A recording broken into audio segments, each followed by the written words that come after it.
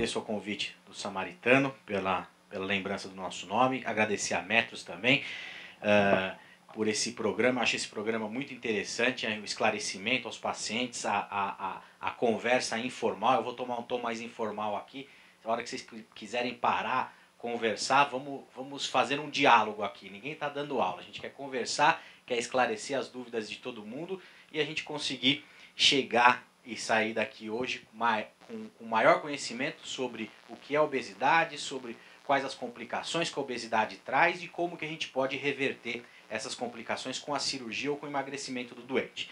Primeiro eu queria falar um pouquinho sobre o Samaritano. O Samaritano é um hospital que ele preza bastante pela atenção aos pacientes. A gente tem uma visão, uma missão e os valores que são sempre em atenção total ao doente. E no Samaritano a gente tem o núcleo de gastroenterologia, é o núcleo das doenças do aparelho digestivo, em que a gente foca a cirurgia do aparelho digestivo e também os tratamentos das doenças clínicas, como gastrite, a parte de hepatologia, a parte de coloproctologia, e nós fazemos parte do núcleo de gastroenterologia, cuidando da parte também de obesidade lá do Hospital Samaritano. Então a gente tem várias áreas de atuação, desde a boca, esôfago, estômago, intestino delgado, cólon, obesidade, temos vários focos de atuação.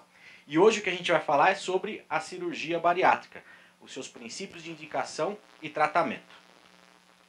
Qual que é o objetivo dessa aula? A gente tem que entender as indicações cirúrgicas da cirurgia bariátrica, conhecer os procedimentos de cirurgia e saber os procedimentos que são aceitos pela legislação atual. A gente não pode chegar alguma pessoa e falar, eu estou gordinho, eu quero operar. Essa pessoa pode? Não. A gente tem normas, temos leis que são regidas pelo Conselho Federal de Medicina que indicam quem pode ser operado, quem pode ser submetido ao tratamento cirúrgico e quem vai ter vantagem disso. Se não, até eu queria operar de cirurgia bariátrica, mas eu não tô gordinho, né? Tá bom. Então o que é a obesidade? A obesidade é o aumento do consumo energético, o quê? Aumento do que você come e a diminuição do gasto energético. Ou seja, você come muito e não pratica, não queima nada. Quem come muito tem que malhar muito. Quem come pouco não precisa malhar muito. Então o que é a obesidade? Aumento do consumo energético, aumento da comida e diminuição do gasto disso.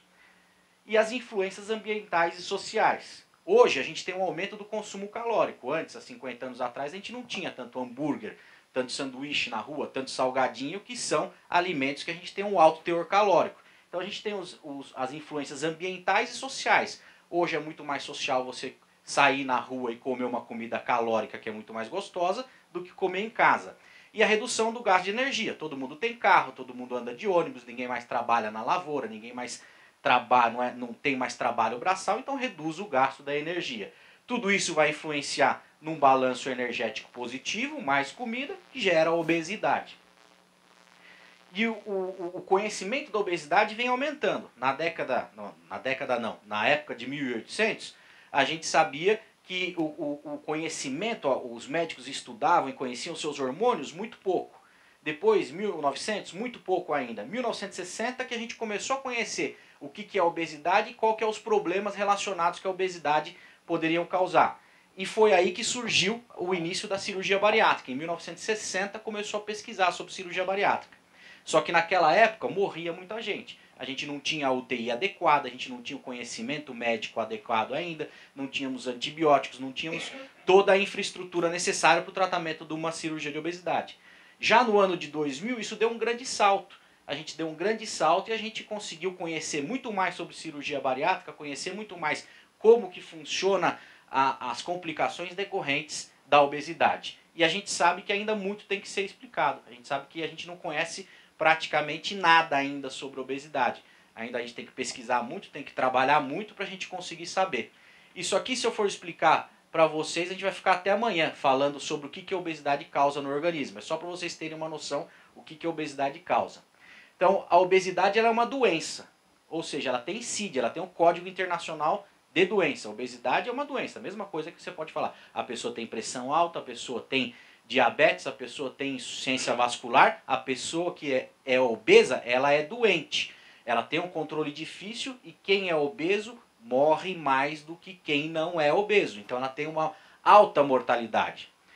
O obeso mórbido, ele não consegue manter o peso baixo com dieta, com atividade física. Se ele chegou a ser obeso é porque ele não conseguiu se manter no peso. Então é difícil ele conseguir fazer isso sozinho. Como é que a gente vai classificar quem é obeso? Quem é obeso, a gente classifica quem tem o IMC acima de 40. Eu vou explicar para vocês o que é o IMC. IMC chama-se Índice de Massa Corporal. É um cálculo matemático que a gente faz, que a gente pega o peso e divide sobre a altura ao quadrado. Você pega a sua altura, 1,50, faz ao quadrado, 1,50 vezes 1,50, dá um denominador, e o peso, a gente pega o peso e divide sobre essa altura ao quadrado. E isso dá um número. A pessoa que tem esse número acima de 40 é obeso mórbido. E isso que denomina para a gente saber quem é obeso mórbido ou não. E a obesidade, ela tem fatores genéticos. Você já viu quem fala, ele é filho de pai e mãe gorda, ele é gordinho. Sim, ele tem o fator genético da obesidade.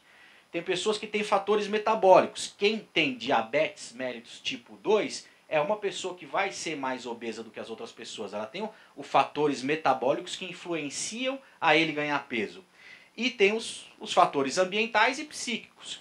Psíquicos, por exemplo, quem é de uma família que é todo mundo obeso, que todo mundo come muito, senta na mesa todo dia para almoçar, faz festa todo dia, vai ser mais obeso do que outras pessoas que não têm esses fatores familiares e ambientais. E saber que a obesidade é a doença que mais mata no mundo, porque a obesidade dá em decorrência diabetes mellitus, hipertensão, dislipidemia e infarto. A obesidade mata mais que trauma no mundo, se a gente for contar todo mundo que morre de infarto, diabetes e pressão alta. Então, lembrar que a obesidade é uma doença muito e muito importante. Então aqui, o índice de massa corpórea é o peso sobre a altura ao quadrado, a altura vezes a altura. E a gente classifica, quem tem o IMC abaixo de 25 é uma pessoa normal. É uma pessoa que ela tem o peso normal. Menor do que 18 é uma pessoa abaixo peso que está desnutrida. 25 é a pessoa que tem um sobrepeso. 30 é a pessoa que tem uma obesidade leve, uma obesidade grau 1. 35 é a pessoa que tem uma obesidade moderada. A partir de 35 é a grande chave aqui. A pessoa que tem o IMC acima de 35 e ela é diabética, ou ela é hipertensa, ou ela tem problemas osteoarticulares, ou problemas decorrentes da obesidade, aqui ela já tem que saber que ela precisa se focar no emagrecimento, precisa perder peso de alguma forma que vai melhorar essas comorbidades. E o obeso mórbido é o IMC acima de 40 e IMC de 50 é o super obeso. IMC acima de 60 é o super obeso. Então vamos lá, vamos fazer um cálculo aí. Vocês acham que eu tenho IMC de quanto? Não pode falar alto, né, gente? Não vai ficar chato. 35? Não, eu tenho 33. 33. Eu vou lembrar do senhor ainda, hein? Eu tenho IMC de 33. Vamos lá, vamos fazer o cálculo de alguém aqui? A gente pode fazer o cálculo de alguém? Quem está disposto a fazer? A senhora, quanto a senhora pesa? 51. Eu vou roubar aqui no meu celular que ele faz a conta mais rápida, tá?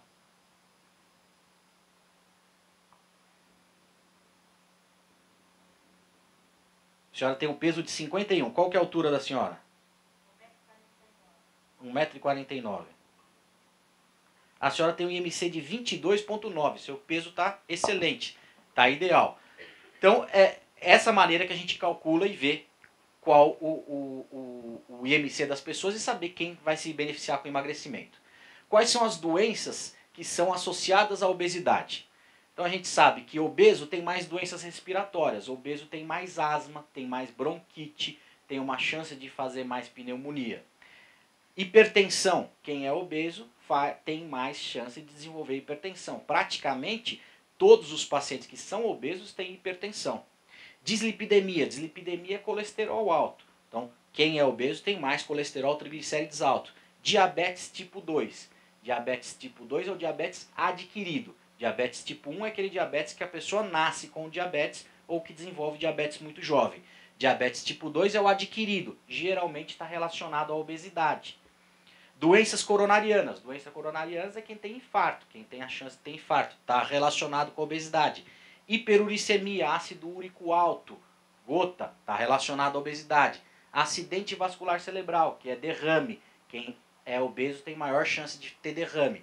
câncer de mama, câncer de endométrio, que é o câncer do útero, doenças biliares, que são pedras na vesícula, alterações hormonais. Quem é mais obeso tem mais chance de ter hipotireoidismo, e hipotireoidismo engorda mais. Então, quem tem a obesidade, ele entra num ciclo vicioso, que é diabetes, hipotireoidismo, dislipidemia, hipertensão, e tudo isso vai levar cada vez mais ele ficar mais sedentário, cada vez mais ele se machucar quando estiver fazendo atividade física e dar osteoartrite, e dar problemas de joelho, problema de coluna, uma série de complicações. A gente sabe que existem tipos de obesidade. Tipo de obesidade androide, que é homem, ginecoide, que é mulher. Androide, que é aquela obesidade visceral, que é a obesidade da barriga, que é a obesidade do homem, que é a obesidade que faz mais mal para o coração. Por isso que quando vocês vão no cardiologista, ele mede a circunferência abdominal de vocês. Se a circunferência abdominal é muito elevada, tem o maior risco de ter doença cardiovascular. Obesidade ginecoide ou superficial é aquela obesidade da mulher. Obesidade na nádega, obesidade na perna, que são diferentes. Então, não quer dizer que todo homem tem uma obesidade ginecoide, toda mulher tem uma obesidade... todo homem tem uma obesidade androide, toda mulher tem uma obesidade ginecoide. Pode ser ao inverso. Mas lembrar que a obesidade androide é a barriga, ginecoide é do lado. Qual faz mais mal? A androide, a da barriga. Quando você olha para uma pessoa, vê que ela é barrigudo, braço fino, perna fina, essa obesidade dele é mais grave, ela vai trazer mais complicações do que aquela mulher que ela é toda mais obesa no sentido geral. Bom, as imagens aqui não vieram, mas a gente tem a obesidade que é a visceral, a gente fala que é obesidade em maçã. E aquela obesidade que é superficial da mulher é obesidade em pera. Então, nos Estados Unidos, que é um país que a gente tem que se espelhar não só na medicina, como em tudo, eles sempre têm um senso, eles têm um senso muito melhor que a gente, e eles mapearam a obesidade há vários anos. Então, o que está azul clarinho é os estados que tinham pacientes com obesidade menor do que 10%. E o que está em azul escuro, obesidade maior do que 10%, entre 10% a 20%. Isso em 1985, 86, 87, 88, 90, 91, 92, 93, 94. O azul mais escuro já é entre 15% e 19% de obesidade. Olha, conforme a evolução dos anos, como a gente está evoluindo, como o mundo está ficando gordo. Acima de 20% já começou em 1997. Olha, em 1999, acima de 20%, a população já era muito mais obesa.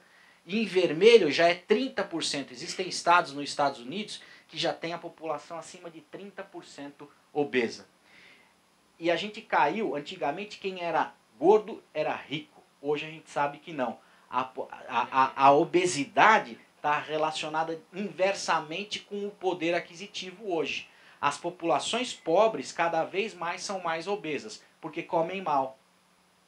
Comem muito alimentos industrializados e comem mal. E isso é muito ruim, porque essa população mais pobre não tem acesso ao sistema de saúde, tanto o sistema público como o sistema privado. E a obesidade vai se tornar cada vez mais pior e cada vez vai matar mais gente no mundo. Então, olha em 2004, 2005 nos Estados Unidos, quase 30% da população de cada estado já é obesa. E isso cada vez mais a tendência tem evoluído e cada vez mais vão ficar mais obesos.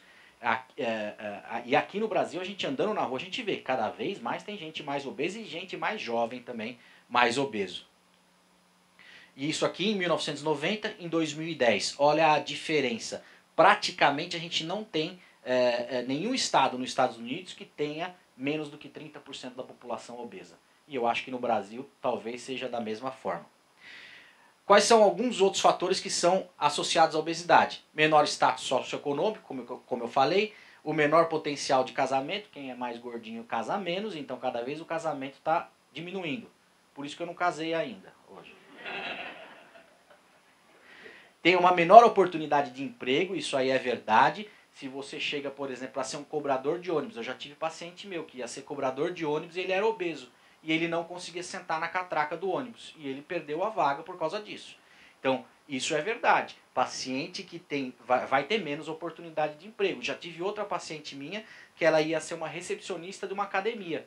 E ela era gordinha, não deixaram ela ser recepcionista da academia. Isso é discriminação, eu acho. Então a gente precisa saber disso também. Está relacionado a menores salários, menores aumentos para quem é obeso e uma menor taxa de admissão em escolas de ensino superior. Aí eu não sei justificar o porquê disso ou não. A obesidade ela é um trabalho em equipe. A obesidade é uma doença que precisa ser tratada multidisciplinarmente. Médico sozinho não trata a obesidade, nutricionista sozinho não trata a obesidade, psicóloga sozinha não trata a obesidade, nenhum profissional da saúde sozinho trata a obesidade. Precisa ser tratado numa equipe multidisciplinar. Precisa ter a nutrição, precisa ter a psicóloga ou o psiquiatra, melhor se for a psicóloga no meu ponto de vista, mas pelas leis falam que é psicólogo ou psiquiatra. Precisa ter o endocrinologista, a cirurgia plástica, não adianta você fazer o paciente que é um super obeso emagrecer, ficar cheio de pele, ele precisa ter umas cirurgias bariátricas, cirurgias reparadoras para ele poder ter uma melhor inclusão social. Cirurgiões bariátricos, que somos nós, e a fisioterapia para esse paciente conseguir ter uma melhor, um melhor pós-operatório, tanto do ponto de vista osteoarticular quanto do ponto de vista pulmonar. Então saber que eu não sei falar de comida, eu só sei falar de comida ruim e comida que é gostosa. Eu não sei falar o que vocês devem comer, o que vocês não devem comer. Da mesma maneira que a nutricionista não sabe operar o paciente. E da mesma maneira que a psicóloga não sabe operar. E eu não sei conversar sobre os anseios do paciente. Que ele vai mudar a feição dele, que ele vai ficar mais magro e que ele vai ficar um pouco mais lábil emocionalmente. Não sei falar sobre isso. Quem tem que falar sobre isso é a psicóloga. A endocrinologia. Eu não sei tratar diabetes com medicamento. Quem sabe tratar o diabetes com medicamento, quem sabe tratar hipertensão com medicamento é o cardiologista ou o endocrinologista. Então, cada um tem o seu papel dentro do tratamento do obeso e o seu papel fundamental. Se alguém chegar e falar para você, eu sou cirurgião, eu opero a obesidade, eu vou te curar sozinho. Mentira. Mentiroso. Da mesma maneira que a psicóloga ou a nutricionista ou qualquer outro profissional não pode tratar sozinho. Então, para você chegar numa cirurgia, para a gente levar o paciente para a cirurgia, ele tem que ter um preparo nutricional, ele tem que ter um preparo psicológico, ele tem que ter um treino de comportamento e comprometimento.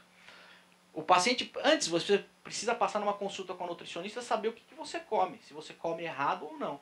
De vez em quando, você tratando o seu distúrbio alimentar, você consegue emagrecer e não precisa de uma cirurgia. Chegou a passar uma vez comigo um paciente de 16 anos. E ele tinha, acho que 180 quilos. A mãe trabalhava durante o dia inteiro e saía à noite para trabalhar à noite também. Chegava 2, 3 horas da manhã e ele cuidava das 3 sobrinhas em casa. Comecei a conversar com o menino, falei, o que você almoça? Miojo. O que você janta? Pão com mortadela. Você não come comida? Não, não tem quem faça comida. O problema dele é a obesidade ou o problema dele é comportamental e social? O problema dele é comportamental e social. Então, o que a gente precisa fazer com esse paciente? Levar ele primeiro para um lado psicológico, levar ele para um lado nutricional, ensinar para ele o que é comida, o que ele deve comer e como que ele deve se comportar. Então, você precisa conversar com o paciente, saber qual que é o problema dele. Você precisa saber também, tem paciente que não come, fica o dia inteiro sem comer e come à noite só, e come à noite macarrão, come à noite 1 quilo de comida. Esse paciente está comendo completamente errado, não pode ficar o dia inteiro sem comer. Então a gente tem que ver o comportamento desse paciente, se ele vai se policiar depois da cirurgia, se depois da cirurgia ele vai se comprometer a comer 3, 4 vezes por dia, 5 vezes por dia. Então, após a cirurgia a gente precisa saber se esse paciente pode fazer a modificação da dieta, se ele pode estabilizar seu quadro emocional e ansiedade e prevenir desnutrição crônica e o reganho de peso. Você precisa saber se esse paciente não vai desnutrir muito ou se esse paciente não vai ganhar peso novamente.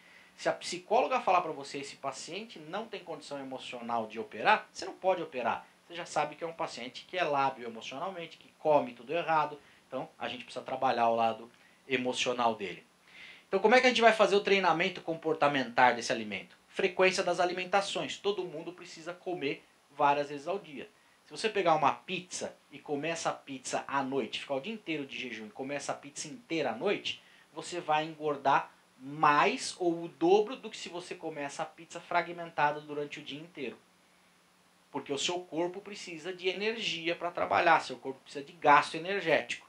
E quando você come muito, ele não precisa de todo aquele gasto. Então você precisa ter uma divisão nas frequências das alimentações. Tempo de refeição, você precisa mastigar bem os alimentos. Você precisa comer concentrado. Não apenas sentar em frente à televisão ou sentar falando e comendo. Você precisa se concentrar durante as suas alimentações. Mastigação, variedade dos alimentos, que é o que a gente já escutava da mãe e da avó. Faz um prato colorido, faz um prato com bastante coisa. Precisa ter variedade dos alimentos e precisa ter noção de volume. Não fazer aquele pratão ou fazer pratinhos ao contrário. Então, depois da cirurgia, a gente precisa ter uma orientação da dieta para as necessidades nutricionais, alternativas de alimentos, saber que em vez de você comer uma esfirra de catupiry com carne no café da manhã, você pode comer uma tapioca com queijo branco e peito de peru. Saber que você pode ter alternativas e do mesmo jeito você vai ficar sem fome. Suporte às oscilações emocionais que podem interferir no resultado. A gente já teve pacientes que eram casados, um operou, o outro não operou e acabou o casamento porque um ficou mais bonito que o outro. Então você precisa ter suporte emocional para isso. Os pacientes precisam saber. Mas a culpa sempre é do homem, né? Sempre. A mulher nunca vai ter culpa nessa parte. Quem que pode e quem que deve ser operado? Pacientes que têm o IMC, que a gente já falou, acima de 40, e pacientes que têm o IMC acima de 35 com doenças. Paciente que tem pressão alta, paciente que tem diabetes, paciente que tem dislipidemia ou comorbidades. Eu tenho pressão alta e tenho diabetes, eu vou operar. Calma, não é assim. Eu não posso indicar uma cirurgia bariátrica sem o comum consenso e acordo do endocrinologista e do cardiologista. Se você tem muita comorbidade, você não pode ser submetido a uma cirurgia. Ou pacientes que têm diabetes. Eu tenho diabetes há 30 anos. Tomo insulina há 20 anos. Vou operar, vou resolver meu diabetes? Não vai. Você vai conseguir resolver diabetes de pacientes que são diabéticos há 5 anos. Pacientes que são diabéticos há mais de 5 anos, você pode melhorar o diabetes dele, não curar o diabetes. Então, lembrar disso. Eu tenho IMC de 33, tomo losartana só e sou hipertenso. Preciso operar? Não. A gente vai procurar quem é hipertenso mais grave, quem é hipertenso que tenha complicações decorrentes de tudo isso. Então, lembrar que não é só quem tem doença tem que operar, não. São pacientes mais graves, pacientes que têm mais comorbidades. A pessoa tem que ter obesidade há mais de 2 anos, não pode ser, eu virei obeso agora, quero operar. Tem que ter uma obesidade estável há mais de 2 anos, tem que ter entrado tratar clinicamente, tem que ter passado por tratamento clínico, não pode beber e nem usar droga. Pacientes que são etilistas crônicos, tomam cerveja todo dia à noite, fica beliscando à noite, não pode ser operado. Esse paciente não tem condição de ser operado porque ele vai ganhar peso. Cerveja é altamente calórico, mesma coisa que refrigerante. Então lembrar disso. Não pode ter quadros psicóticos ou demenciais, um paciente que tem uma demência grave ou paciente que tem algum comprometimento intelectual muito grave também não pode ser operado. A idade, ela começa com 16 anos e vai até 65 anos. E salvo algumas exceções, até 70 anos. Mais do que 65, a gente sempre tem um resguardo maior, porque esse paciente tem a chance de ter complicações maiores. E tem que ter uma equipe dedicada e capacitada. Não adianta chegar e falar, eu vi como é que faz a cirurgia bariátrica um dia e eu vou lá e vou operar um paciente. Não, você precisa ter uma equipe. Se você não tem equipe, você não pode operar. Então, lembrar disso, e isso está no portal do Ministério da Saúde e é lei conforme o Conselho Federal de Medicina. Quem que não pode ser operado? Doença de alto risco cirúrgico, como eu falei para vocês. Paciente que tem marca-passo, tem 3 stents, tem insuficiência cardíaca grave, não pode operar, não podemos arriscar a operar esse paciente. Doenças incuráveis ou em estágio terminal, paciente que tem tumor. Quem tem tumor não pode ser operado. Que não tem expectativa da melhora da qualidade de vida. Ou seja, o paciente senta para você e fala, e aí, você quer operar? Quero. Vai melhorar? Não, não vou. Eu vou continuar a mesma coisa. Vou operar aqui porque minha mulher quer que eu opere. Você não pode operar um paciente desse se ele não tem a esperança de buscar a melhora. Ou que querem fazer em segredo dos familiares. Eu vou operar, eu vou falar para minha mãe que eu vou viajar, e aí eu volto magro falando, não pode. Ele morre na cirurgia, não pode. Então, isso acontece muito. Isso acontece muito. Já vi até esposa de marido que foi viajar, falou, quero operar, porque quando ele voltar tá magra. Não pode. Pessoas que não compreendem o procedimento. Se você pegar uma pessoa com baixo nível intelectual, que ela não consegue compreender o que está sendo feito, não pode. Se essa pessoa não compreende o que está sendo feito no organismo dela, ela não pode ser submetida. Isso aí seria mutilação, não seria cirurgia. Então a gente precisa entender. Quem não entende não pode ser operado. E mesmo quem entende não pode sair operando de uma hora para outra. Precisa estudar, precisa fazer palestras, precisa participar de grupos de discussão para entender o que acontece e o que vai acontecer no organismo dela. E pessoas sem preparo pré-operatório. Você não pode chegar e operar sem ter um adequado preparo pré-operatório. Quem deve esperar para ser operado? Ou seja, quem a gente fala, calma, você precisa melhorar para ser operado. Mudança brusca recente no estilo de vida, ou seja, o paciente ele mudou de cidade, mudou de emprego e está conseguindo comer melhor e está fazendo atividade física. Calma, não vamos operar esse paciente, vamos dar uma chance para ele. Perda de emprego, o paciente que perdeu o emprego você não pode operar, ele mudou completamente o estilo de vida, ele vai ficar mais lábil emocionalmente, vai ficar mais depressivo. Perda de ente querido próximo, morreu meu pai, eu quero operar. Também não pode, a gente tem que ver esse lado psicológico. Separação ou divórcio recente, hospitalização psiquiátrica recente, tudo isso aqui a gente tem que esperar, tem que deixar o tempo dar tempo. Temos que deixar, lembrar daquela nobre frase, o tempo é o senhor da razão. Pois não. Limite de idade, 65, 70 anos. Sim. É isso aí. 65 a 70 anos de idade. Primeira coisa que a gente tem é o balão intragástrico. O balão intragástrico é feito por endoscopia. A gente, da mesma maneira que faz uma endoscopia digestiva alta, a gente passa o endoscópio e solta uma bola de silicone, como se fosse uma bexiga dentro do estômago, e essa bexiga ela ocupa um espaço do seu estômago, mandando uma mensagem para o seu cérebro dizendo que você está saciado, que você está cheio de comida. Então o balão, ele é feito por endoscopia, apenas com uma sedação, e ele pode ser feito em clínicas, não tem necessidade de ser feito em hospital. Balão é milagroso? Não. Se balão fosse milagroso, não tinha cirurgia, tinha só balão. Por isso que a gente sabe que nenhum convênio acaba cobrindo balão. Tem um trabalho americano que mostra que 92% dos pacientes que colocaram balão voltaram a engordar tudo de novo. E isso é verdade. Então a gente indica balão para quem é super obeso, quem é um paciente muito obeso que não tem condição de ser operado, que precisa emagrecer para cirurgia, ou para aquele paciente que é sobrepeso, igual a eu. Eu vou casar, preciso emagrecer um pouquinho, coloco o balão durante 3, 4 meses, emagreço 10 quilos, tá bom. Depois engorda tudo de novo. Depende, se a mulher cozinhar bem, engorda tudo de novo, né?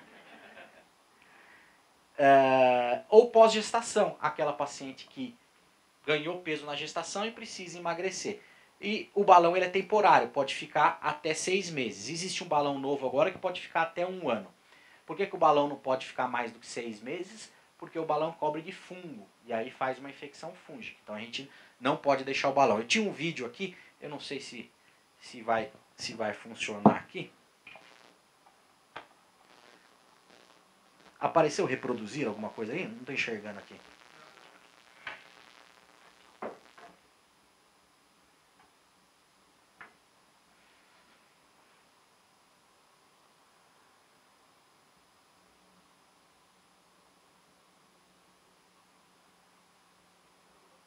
Não vai. Tudo bem. Então esse é o balão. A gente divide a cirurgia bariátrica em cirurgia restritiva. Restritiva é que a gente diminui apenas o tamanho do estômago. Cirurgia desabsortiva Cirurgia desabsortiva é aquela cirurgia que a gente diminui o tamanho do intestino para não absorver tantos alimentos, e as mistas, que são as restritivas com as desabsortivas. A cirurgia restritiva, uma das cirurgias restritivas é a gastrectomia vertical. A gastrectomia vertical, ela... Posso usar esse quadro aqui? Não paga mais? A cirurgia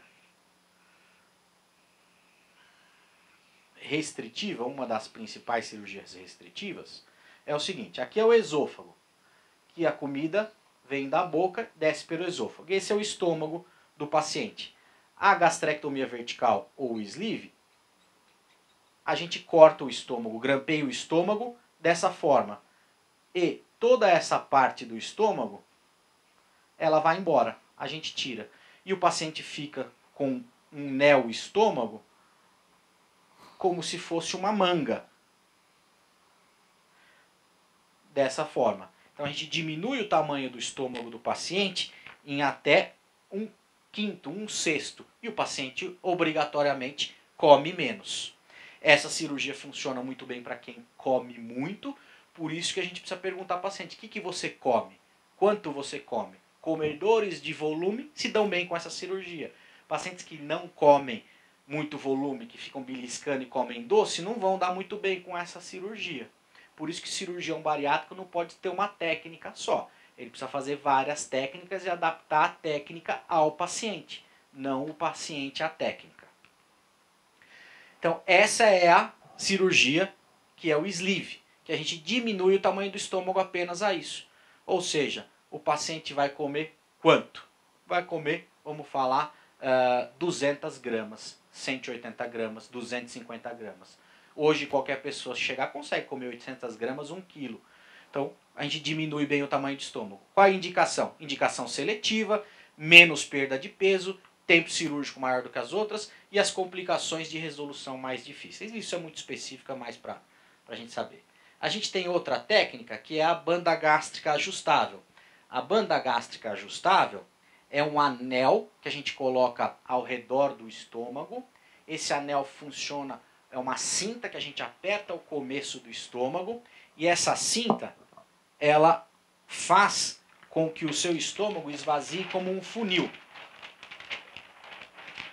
Essa técnica é uma técnica americana, que ela é usada bastante nos Estados Unidos, e no Brasil a gente usa cada vez menos. Esse é o estômago. A gente pega uma cinta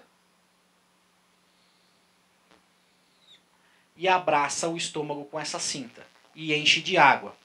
Como é que fica isso?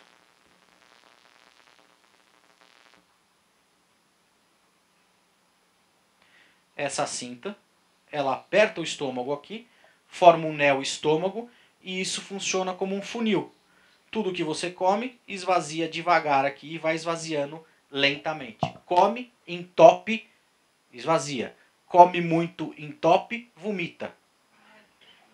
Funciona dessa maneira a banda. Então lembrar que você precisa escolher pacientes que colocam a banda também.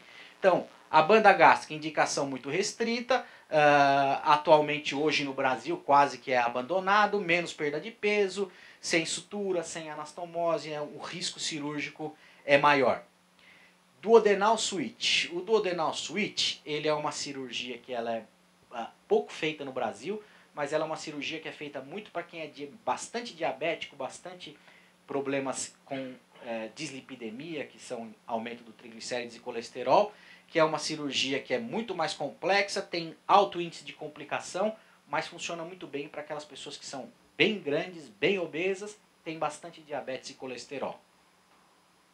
Escopinaro é aquela cirurgia que ela é feita para super obesos. Igual aqueles pacientes que aparecem na televisão, que são super obesos, tem que vir 2 macas. Essa é a cirurgia que é feita para eles. Essa cirurgia, o que a gente faz?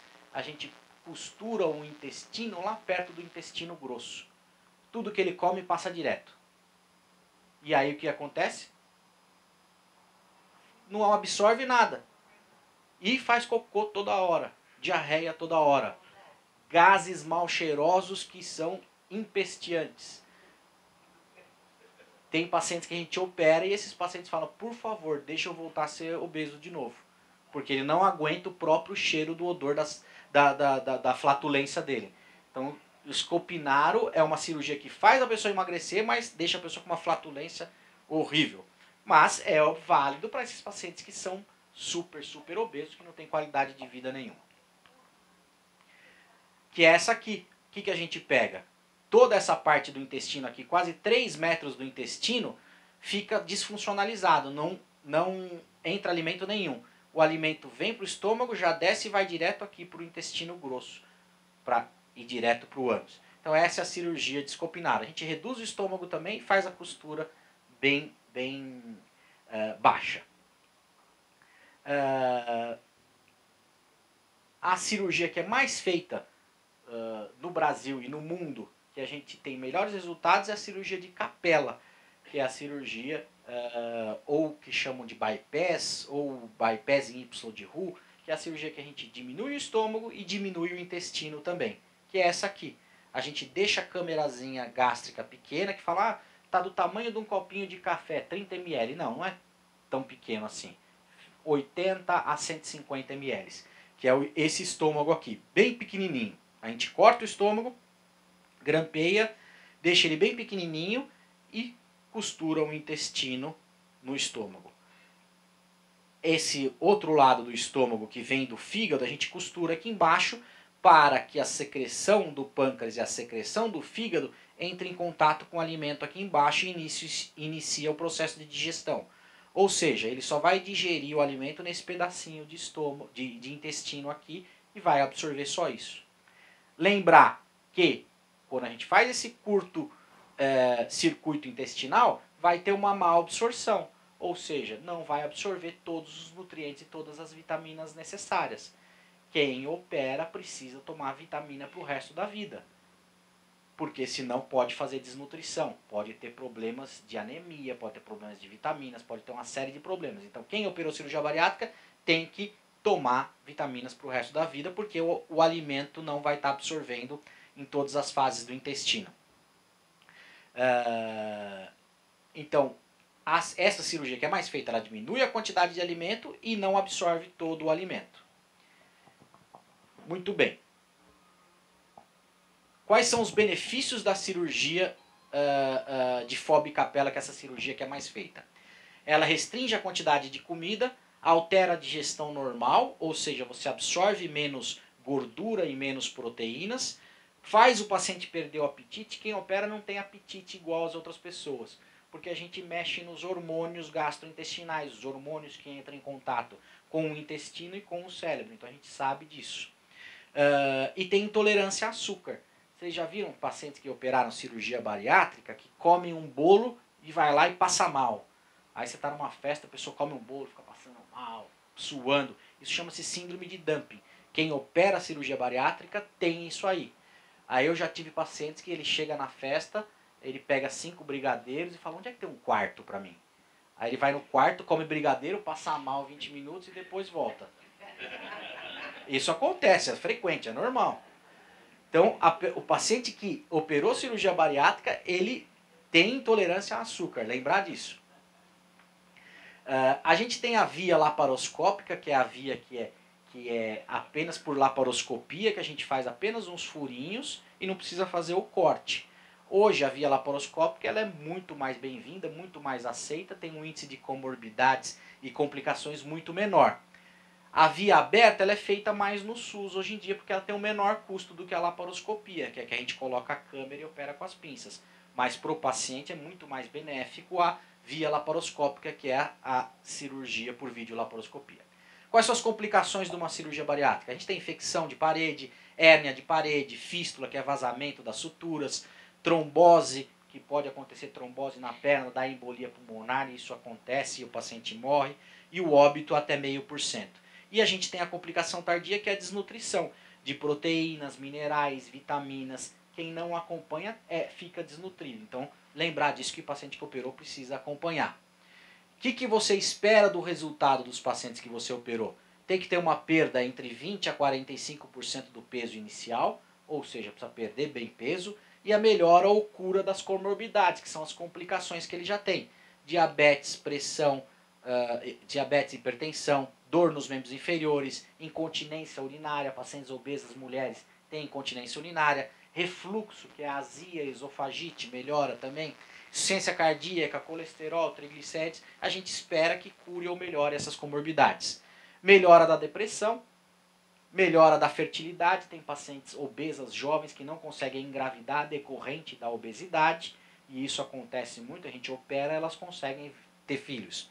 Melhora das condições profissionais, relacionamentos interpessoais e melhora da qualidade de vida em 99%. A gente sabe que todos os pacientes que operam e emagrecem têm uma melhora na qualidade de vida importante.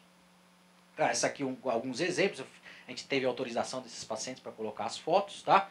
Conforme como eles vão melhorando. Essa aqui é uma irmã que vestiu a calça da outra que emagreceu. Essa era uma única calça. Então, qual que é o sucesso a longo prazo? Depende do comprometimento do paciente. Não depende do cirurgião, não depende da nutricionista, não depende da psicóloga. Depende do comprometimento do paciente. Como que você vai conseguir fazer esse paciente ser comprometido com a equipe multidisciplinar e o que a gente está fazendo hoje? Palestra de esclarecimento. Então, lembrar disso que o sucesso depende. E aqui é apenas para a gente comparar a cirurgia, saber que uma emagrece mais que a outra, uma melhora mais comorbidade que a outra, as complicações nutricionais são maiores na cirurgia que emagrece mais, a cirurgia que emagrece mais é mais difícil e etc. Lembrar que, por final aqui, lembrar que a gente faz alguns cursos de obesidade lá no Hospital Samaritano, a gente já fez 2 cursos esse ano de cirurgia bariátrica, treinando cirurgiões, treinando cirurgiões menos experientes, residentes, mostrando técnicas cirúrgicas, e o Hospital Samaritano é bastante engajado nessa parte, do qual a gente se orgulha de fazer parte lá.